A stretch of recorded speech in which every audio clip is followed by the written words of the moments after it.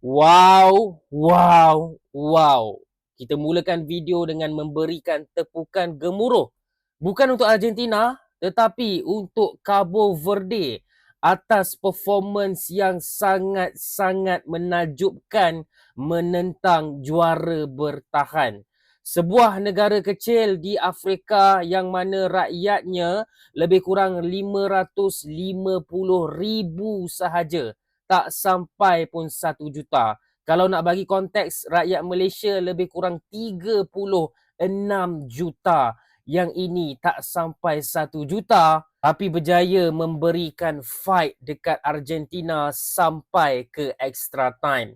Jom kita sembang sikit pasal game yang sangat-sangat epic ni. Sebelum tu, korang yang minat konten-konten bola sepak, boleh tekan butang follow dekat sini dan tekan mantap. Gol pertama Argentina datang daripada the man himself, Lionel Messi. Sudah pun menjaringkan 7 gol dalam kempen World Cup kali ini dan nampak gayanya akan memecahkan rekod personal beliau dalam Piala Dunia. Okey.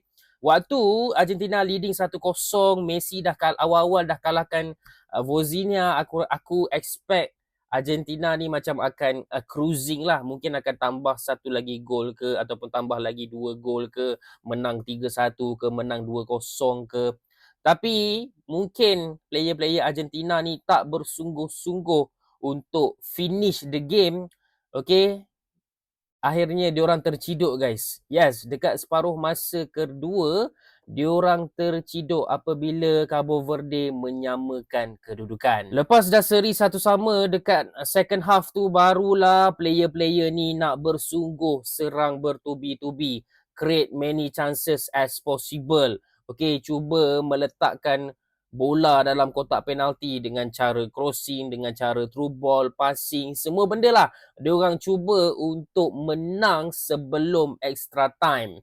Tapi diorang tak dapat memecahkan tembok hebat Cabo Verde ni, guys. Memang gila. Kalau korang tengok separuh masa kedua tu, pertama sekali keeper dia kita tahulah, keeper Vozinha ni yang dah viral, yang mana follower dia dah jadi berapa puluh juta dah sekarang atas performance dia menentang Spain itu hari. Kali ini performance yang sama menentang Argentina, lagi-lagi dekat second half, dibantu pula dengan defender yang tolong clear the ball, tolong halang the ball. Argentina memang banyak chances, guys, dekat second half. Dan aku tak adalah nak salahkan diorang punya finishing ke, diorang punya apa. Aku lebih nak berikan kredit kepada Cabo Verde punya pertahanan. Memang sangat-sangat gila, guys. And then masuk ke extra time, akhirnya Argentina dapat 1 lagi gol menerusi set piece. Okay, pun sama juga, ingatkan habis 2-1 lah kot. Tak adalah Cabo Verde nak skor lagi sekali kan, sebab diorang lebih kepada bertahan. Tapi Cabo Verde skor gol yang sangat-sangat cantik, guys. It cannot get better than that shot. Wow. Okay, so 2-2, tapi sekali lagi Vozinha tewas dengan set piece. Maka Argentina menang 3-2.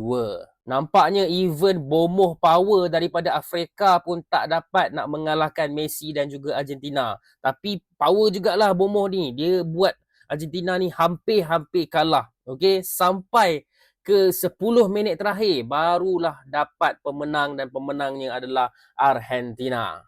So, itu sahaja review aku untuk game kali ni. Sekali lagi aku nak ucapkan tahniah kepada Argentina dan juga Cabo Verde atas performance yang sangat-sangat historical. Bukan dalam game ni sahaja, tapi dalam the entire campaign diorang lah. Diorang debut dalam World Cup, tapi diorang berjaya memberikan satu debut yang sangat-sangat epic. Guys, kalau korang nak beli jersey Argentina, aku dah letak link kat bawah ni. Korang boleh check out.